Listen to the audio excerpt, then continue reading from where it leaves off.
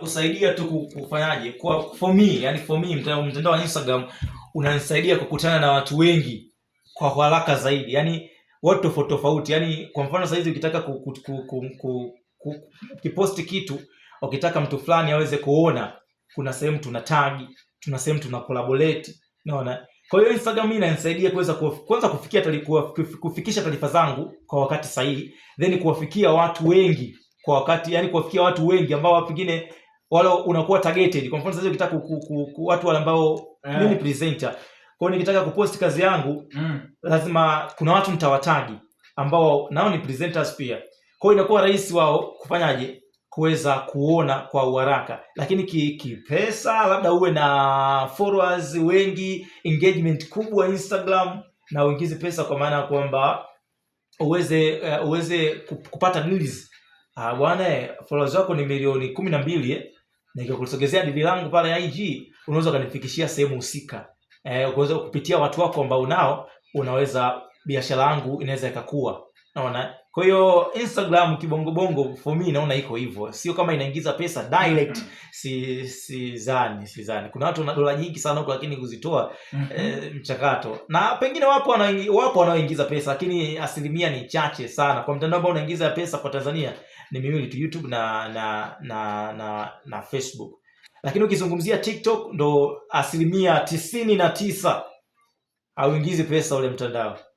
99 hauingizi pesa. Yaani kusema mtandao wa TikTok wenyewe uweze kukuingizia pesa, hapana. Haipo. Tumemwona juzi moja kati ya watu ambao wanafanya vizuri pia kwenye content, namzungumzia kama Kiredio, anasema kwamba kashatumia pesa nyingi sana kwenye mtandao wa TikTok lakini hajawahi kumlipa. Yaani kulipa kwa maana gani? Yaani weka content, weka video, weka nini, alafu baadaye enda kwenye dashboard ukota pesa. Naona haiko hivyo, lakini watu wengi wanaingiza pesa kupitia mtandao wa TikTok kwa sababu wanaingiza pesa kule kutokana na kuwa na ushawishi mkubwa au kuwa na wafuasi wengi ambao wanafuatilia mtandao ule au kwenye peji yake, kitu ambacho kinapelekea sasa wale ambao wanafuatilia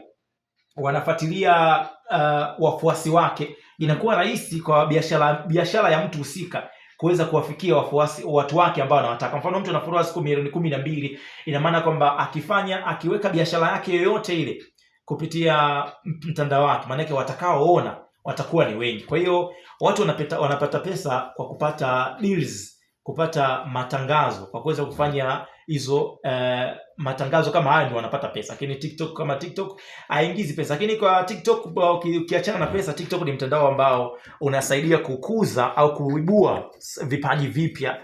Naona tumeshuhudia wasanii wengi ambao wamepita kwenye mtandao wa TikTok, then tumeweza tunaona kwenye game mpaka sasa hivi, na umekuwa ni mtandao ambao sasa hivi unatumiwa na watu wengi sana. Watu wengi wapo kule kwenye mtandao wa TikTok sio kwamba kwa ajili ya kuingiza pesa, yani sio kwamba kwa ajili ya kumake nini, ila kwa ajili ya kutafuta, kunasema kurefresh mind.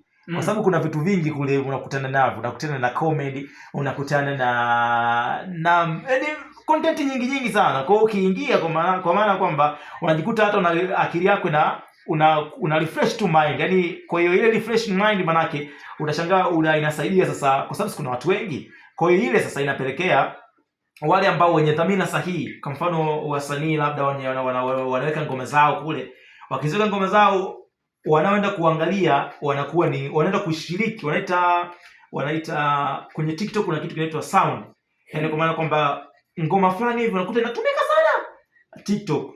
Yaani imetrend sana TikTok, yaani kila mtu katumia ule wimbo kufanyia challenge. Ile nayo inakuza sanaa ya msanii, kwa maana ya kwamba wakishiriki watu wengi kwenye ile ngoma, mwisho siku hata 15 au 20 watakuwa wanajiuliza hii ngoma full inapatikana wapi? Unaona, pengine pale ile msanii aliandika, bwana ngoma yangu mimi full ngoma inapatikana YouTube. Kwa hiyo baada ya kutumia ile sound unakuta watu 20 au 30 wanaenda kuangalia ngoma yako YouTube, unafaidika, inakusaidia sasa watu kwenda kutazama ngoma yako kupitia YouTube ambayo unalipa. Lakini TikTok sio. Bwana, hii ni 88.5 Shamba FM. Mimi ni Flow, ni Vitus, niko na Chris J hapa. Tunarudi.